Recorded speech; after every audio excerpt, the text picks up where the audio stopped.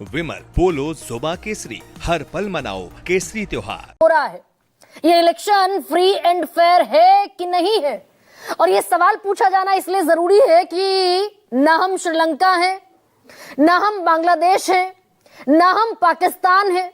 हम दरअसल इस दुनिया के सबसे बड़े और इज्जतदार लोकतंत्र हैं, और इस पूरे प्रोसेस का निगहबान, इस पूरे प्रोसेस का कस्टोडियन है हमारा इलेक्शन कमीशन ऑफ इंडिया। और असल मायने में दरअसल जब ज्ञानेश कुमार प्रेस कॉन्फ्रेंस में कहते हैं कि ना पक्ष ना विपक्ष, सब समकक्ष हैं, तो वो धरातल पर दिखना चाहिए। अब लेकिन बिहार में क्या ये होता हुआ दिखाई दे रहा है, या फिर जो आज तेजस्वी यादव प्रेस कॉन्फ्रेंस करने के लिए बैठ गए, दूसरे चरण की वोटिंग से ठीक पहले एक मुख्यमंत्री पद का दावेदार व्यक्ति प्रेस कॉन्फ्रेंस करने बैठता है और गंभीर आरोप लगाता है इलेक्शन कमीशन ऑफ इंडिया पर, और अलावा इसके भारतीय जनता पार्टी पर भी। देश के गृह मंत्री अमित शाह पर आरोप लगाए तेजस्वी यादव ने कि जिस होटल में रुकते हैं वहां का सीसीटीवी बंद कर देते हैं, वहां बाकायदा अधिकारियों से मिलते हैं और निर्देश ये दिया जा रहा है अधिकारियों को कि किसको उठाना है, गठबंधन के लोगों को कहां डिस्टर्ब करना है।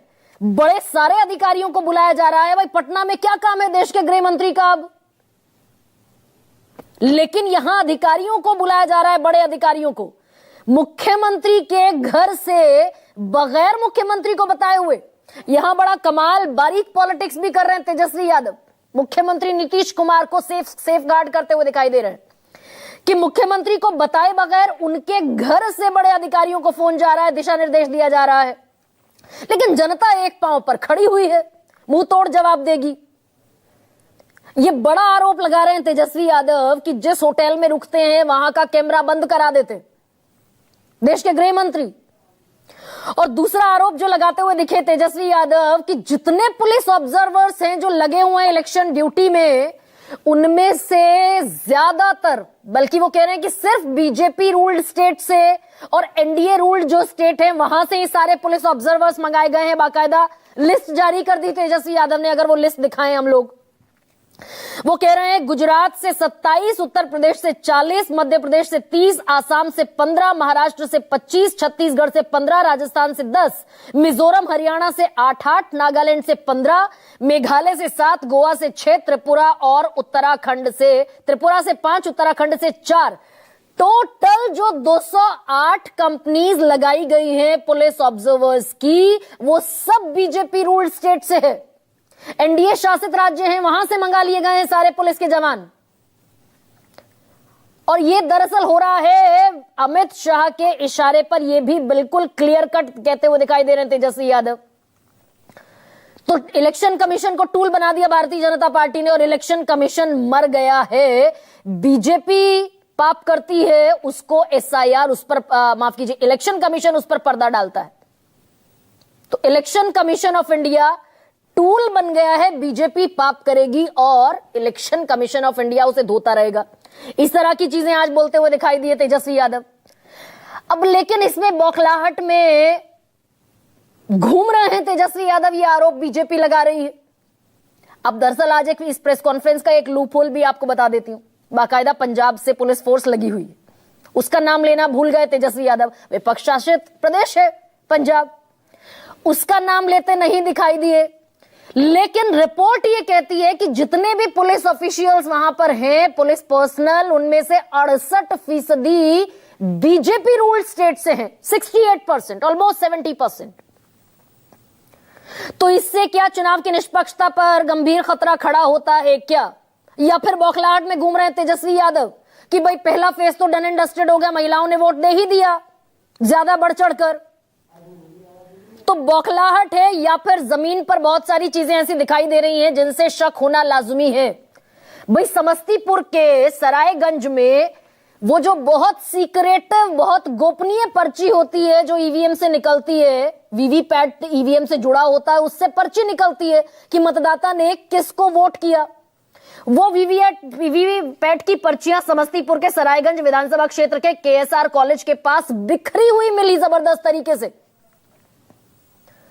तो ये कौन बिखेर कर चला गया, ये इलेक्शन कमीशन ऑफ इंडिया से सवाल पूछा गया। चुनाव आयोग ने एआरओ को सस्पेंड कर दिया। लेकिन आज तक ये नहीं पता दरअसल कि ये क्यों हुआ, कैसे हुआ और कैसे इतना बड़ा लूपहोल हो गया। बहुत सारी तस्वीरें ऐसी आ रही हैं कि जिस स्ट्रांग रूम में ईवीएम को बड़ी सिक्योरिटी के साथ ले जाकर सुरक्षित रखा जाता है, वहां के कैमरे, जो सीसीटीवी कैमरास हैं, वो बंद हो जाते हैं। शक्ति यादव आरजेडी के कैंडिडेट हैं हिलसा से, वो कह रहे हैं मेरी विधानसभा का कैमरा बंद हो गया। तो ये आरोप थोड़े पुख्ता इसलिए नजर आते हैं क्योंकि लगातार भाई 4-4 जगहों पर एक आदमी 2 साल में वोट कर देता है और इत्तफाकन सारे लोग बीजेपी से संबंधित बताए जा रहे हैं।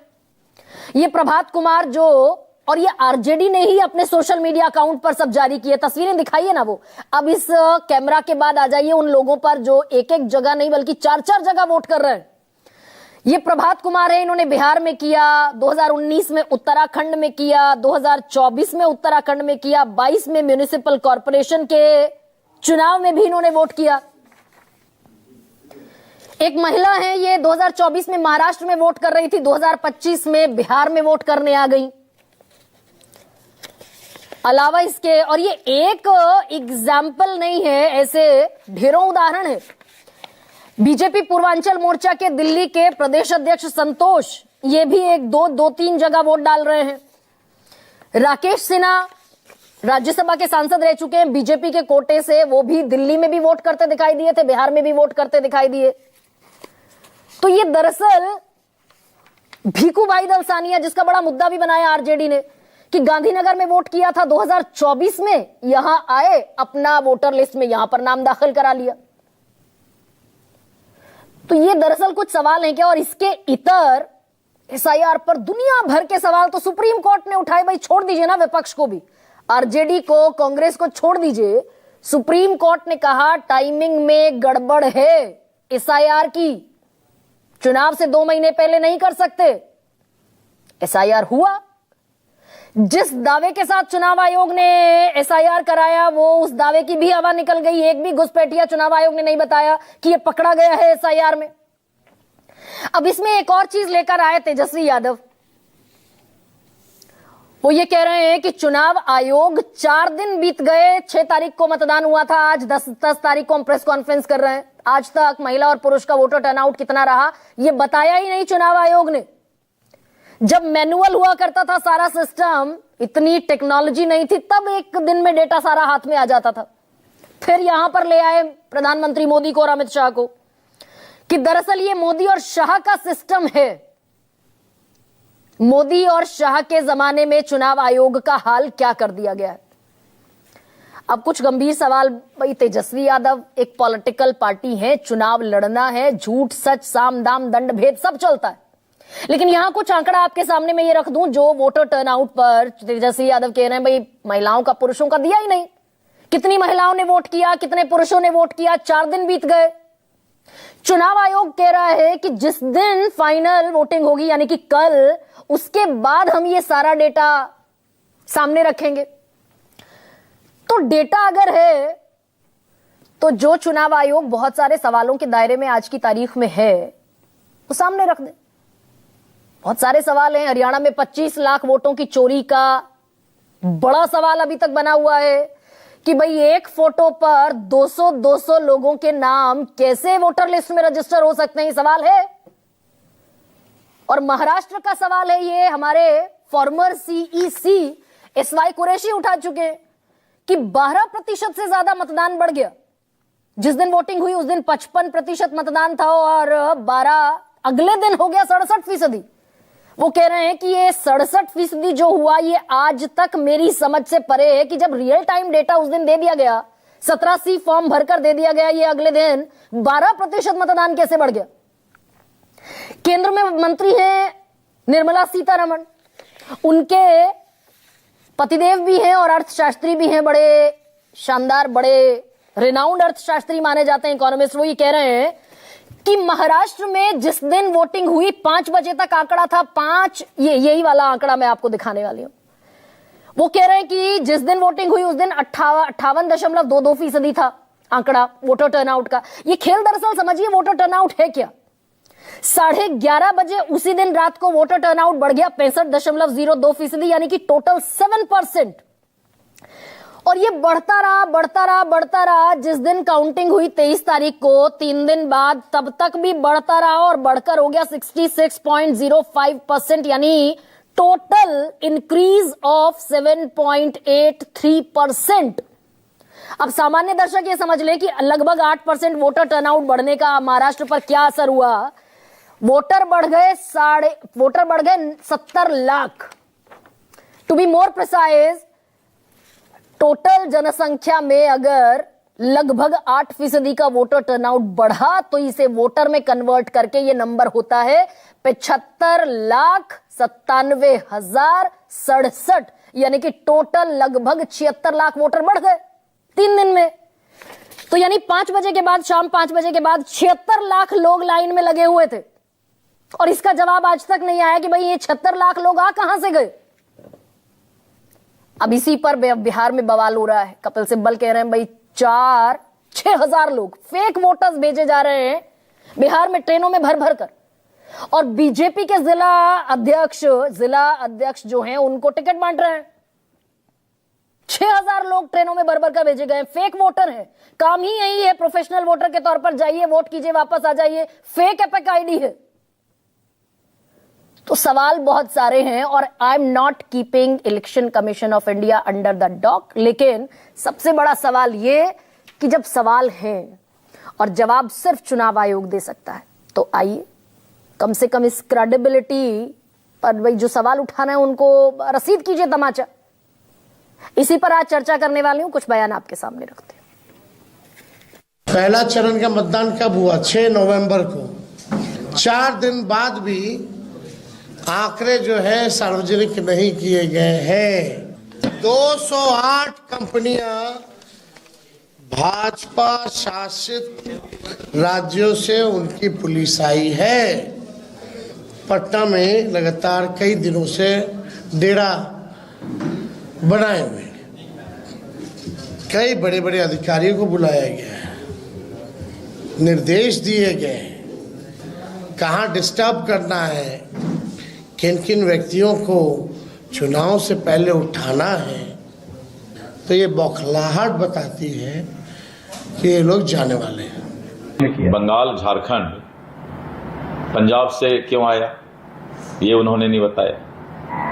तो इस तरह की बातें करना सुरक्षा एजेंसी किसी दल के अंदर नहीं होता है। और सबसे ज्यादा बीजेपी का शासित जो है प्रदेश जो है भारत में है, तो वाजिब है कि जब हमारा शासित प्रदेश है तो वहीं से लोग आएंगे। कमीशन को देखना है, ये तो इलेक्शन कमीशन को देखना है। जहां पर सरप्लस रहता है वहां से आता है। इसमें तो ये तो एक सोच का नजरिया है ना। किसी व्यक्ति को आधा ग्लास पानी भरा दिखता है, किसी को आधा ग्लास खाली दिखता है।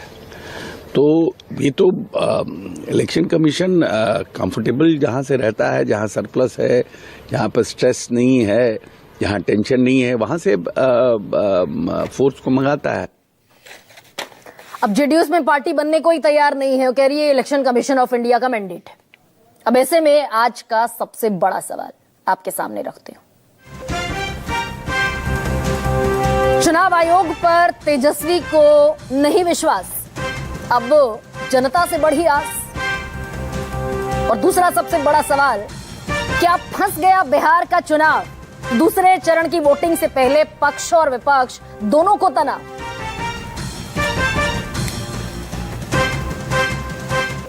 और मेरे साथ जो पैनलिस्ट जुड़ रहे हैं आज चर्चा में, धनंजय गिरी मेरे साथ हैं, प्रवक्ता हैं भारतीय जनता पार्टी के। चरण सिंह सप्रा मेरे साथ हैं, प्रवक्ता कांग्रेस पार्टी।